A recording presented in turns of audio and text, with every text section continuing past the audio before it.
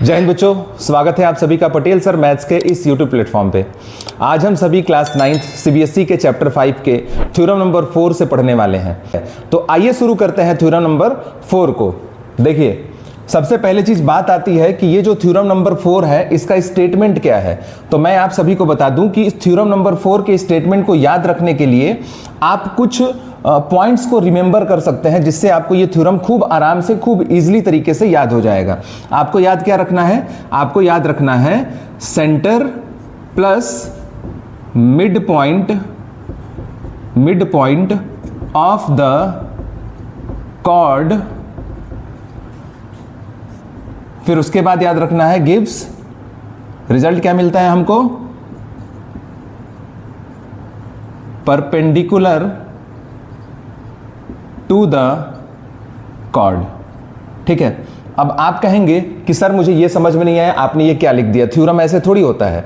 तो देखिए, मैं आप सभी को बताना चाहता हूं कि थ्योरम नंबर 4 का स्टेटमेंट क्या होता है। तो थ्योरम नंबर 4 का स्टेटमेंट ये होता है कि line joining the centre of the circle to the mid point of the chord is perpendicular to the cord.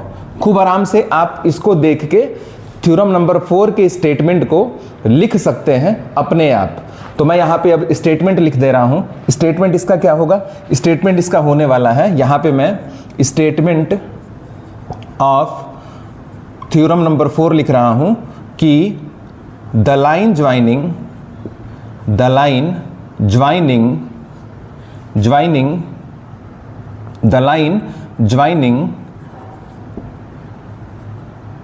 to the center of the circle to the midpoint of the chord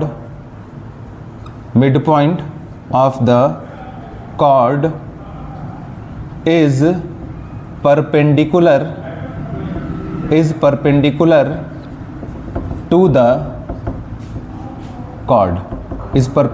to the chord। ठीक है, तो ये आपका statement रहा theorem number 4 का। अब बात आती है कि इस थ्योरम को हम प्रूव कैसे करेंगे। तो ठीक वैसे ही हम एक यहाँ पे सर्कल ड्रॉ कर रहे हैं। मान लेते हैं कि यहाँ पे मैंने एक सर्कल बनाया और इस सर्कल का सेंटर मैंने लिया O, और यहाँ पे मैंने एक कॉर्ड बनाया और इस कॉर्ड का नाम मैं अपने मन से लिख दे रहा हूँ AB। ठीक है, थ्योरम ये आपसे बोलता है कि अगर मैं AB के मिड पॉइंट को, AB का मिड पॉइंट मैं मान ले रहा हूँ कि क्या है, यहाँ पे C है, इसके मिड पॉइंट को मैं सर्कल के सेंटर से अगर मिला रहा हूं तो यहाँ पे जो एंगल बनेगा वो 90 डिग्री का एंगल बनेगा। तभी जो होगा ये लाइन इस पे क्या होगी? परपेंडिकुलर होगी। ठीक है, परपेंडिकुलर का मतलब ही होता है कि एंगल यहाँ पे कितने का बन रहा होगा? 90 डिग्री का एंगल बन रहा होगा। अब मुझे क्या करना है? इसको प्रूव करना है। तो सबसे पहली चीज मैं इसमें क्या करूंगा? O से A को मिलाऊंगा और O से B को मैं मिलाऊंगा। ठीक है, अब यहाँ पे अगर मुझे गिवन लिखना होगा तो मैं गिवन क्या लिखूंगा? मैं गिवन में यहाँ पे एक बात लिख सकता हूं कि C is the mid point of the chord AB। C is mid point of the chord AB।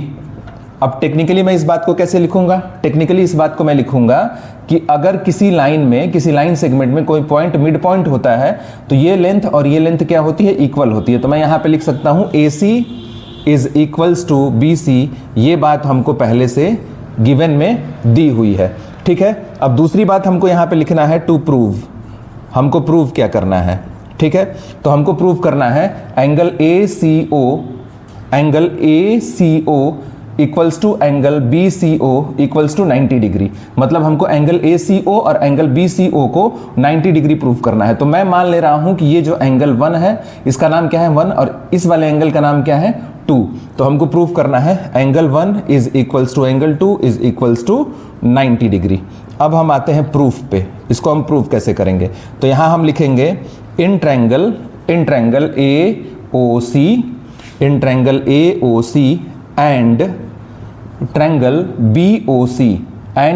BOC। अब इन दोनों ही ट्रायंगल में आपको एक बात पता चल रही होगी कि OA is equals to OB। यहां पे आप क्या लिख सकते हैं? OA is equals to OB, radius of same circle. यहां पे आप रीजन दे देंगे। उसके बाद से आप लिखेंगे OC equals to CO OC is equals to CO, यहाँ पे आप लिख सकते हैं कॉमन साइड या फिर कॉमन लिख देंगे, ठीक है। उसके बाद से AC is equals to BC, ये आपको पहले से पता है और ये यहाँ पे आप रीज़न दे देंगे गिवन, ठीक है। तो अब मैं इन दोनों ही ट्रायंगल को side side side congruency criteria से क्या दिखा सकता हूँ, कॉन्ग्रुएंट दिखा सकता हूँ, ठीक है।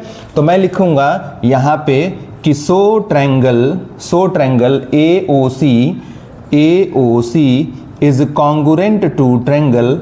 अब देखिए AO किसके इक्वल है, BO के, तो यहाँ पे BO लिखूंगा मैं, और उसके बाद से OC किसके इक्वल है, OC इक्वल है CO के। तो मैं यहाँ पे क्या लिख सकता हूँ, मैं यहाँ पे OC इक्वल्स टू CO है, तो मैं यहाँ पे C लिखूंगा, ठीक है। ठीक, तो अब देखिएगा ध्यान से। अब आप अगर मैं यहाँ पे आपसे पूछूं कि आपने ये नाम सही लिखा है कि गलत लिखा है, तो इसका क्रॉस चेक आप कैसे करेंगे।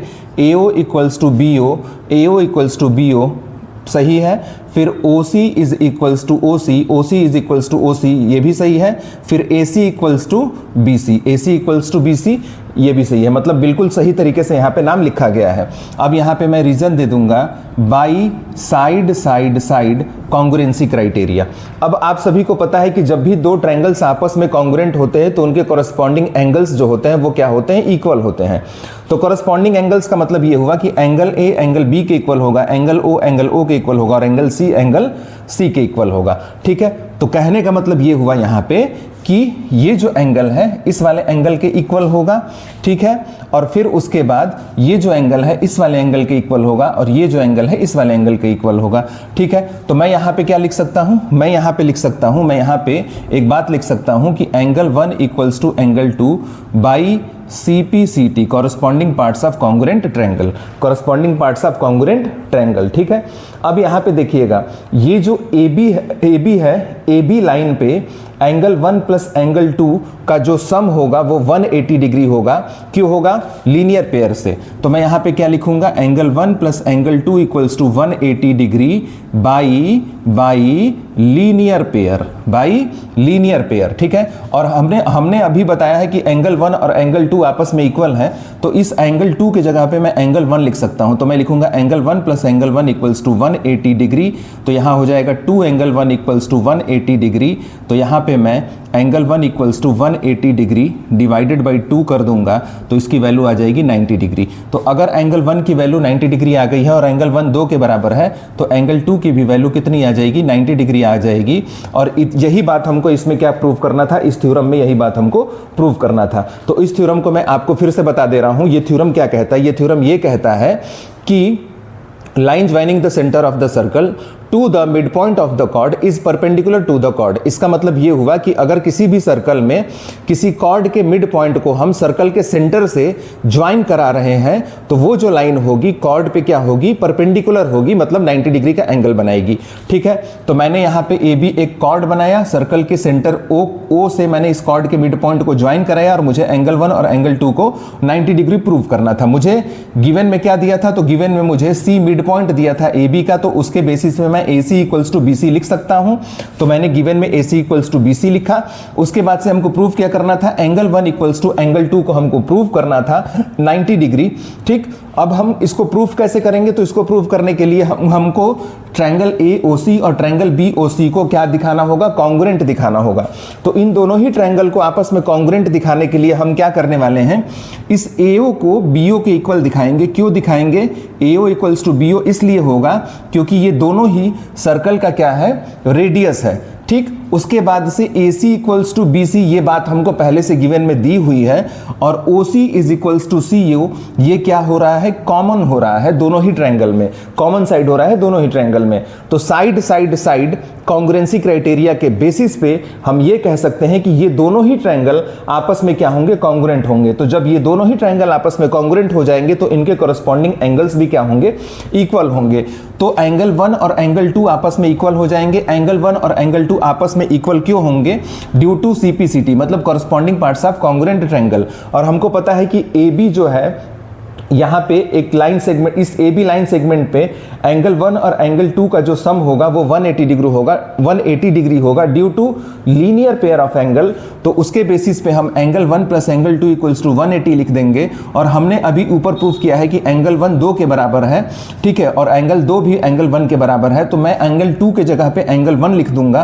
तो एंगल 1 प्लस एंगल 1 180 के इक्वल होगा। और जब 2 बार मैं एंगल 1 को जोड़ूंगा तो यहाँ पे 2 एंगल 1 आएगा और उसकी वैल्यू 180 डिग्री हो जाएगी। और जब 2 इधर जाएगा तो डिवाइड हो जाएगा, तो यहां से एंगल 1 की वैल्यू 90 डिग्री हो जाएगी। तो जब एंगल 1 की वैल्यू 90 डिग्री होगी तो एंगल 2 की भी वैल्यू कितनी हो जाएगी, 90 डिग्री हो जाएगी। ठीक है, तो यही बात हमको प्रूव करनी थी। तो आशा करता हूं ये थ्योरम आपको अच्छे से समझ में आ गया होगा। ठीक है, आशा करता हूं ये थ्योरम आपको अच्छे से समझ में आ गया होगा। अब तक हमने क्लास 9th में चैप्टर 5 के टोटल 4 थ्योरम्स को हमने पढ़ लिया है। ठीक है, तो आइए फटाफट से मैं आप सभी इन सभी थ्योरम्स का क्विक रिवीजन करवा दे रहा हूं अच्छे से। ठीक है, थ्योरम फर्स्ट ये कहता है हम सभी से कि there is a unique circle passing through 3 non collinear points. केवल एक सर्कल बनाया जा सकता है 3 नॉन कोलिनियर पॉइंट से। थ्योरम सेकंड हमसे ये कहता है कि equal chords of circle subtend equal angle at the centre. Equal chords अगर होंगे लेंथ में तो वो सर्कल के सेंटर पे इक्वल एंगल बनाएंगे। थ्योरम थर्ड हमसे ये कहता है कि chords subtended equal angle at the centre are equal in length. अगर कॉर्ड सर्कल के सेंटर पे इक्वल एंगल बना रहे हैं तो कॉर्ड्स की लेंथ भी इक्वल होगी। और थ्योरम 4 हमसे ये कहता है कि line joining the centre of the circle to the mid point of the chord is perpendicular to the chord. इसका मतलब ये हुआ कि अगर मैं सर्कल के सेंटर से कॉर्ड के मिड पॉइंट को ज्वाइन करा रहा हूं तो वो जो लाइन होगी कॉर्ड पे परपेंडिकुलर होगी। ठीक है, आशा करता हूं आज का वीडियो आपको पसंद आया होगा। अगर वीडियो पसंद आया है तो लाइक करिए, दोस्तों तक शेयर करिए और चैनल को सब्सक्राइब करिए और पढ़ाई लिखाई करते रहिए। आज के लिए बस इतना ही, धन्यवाद।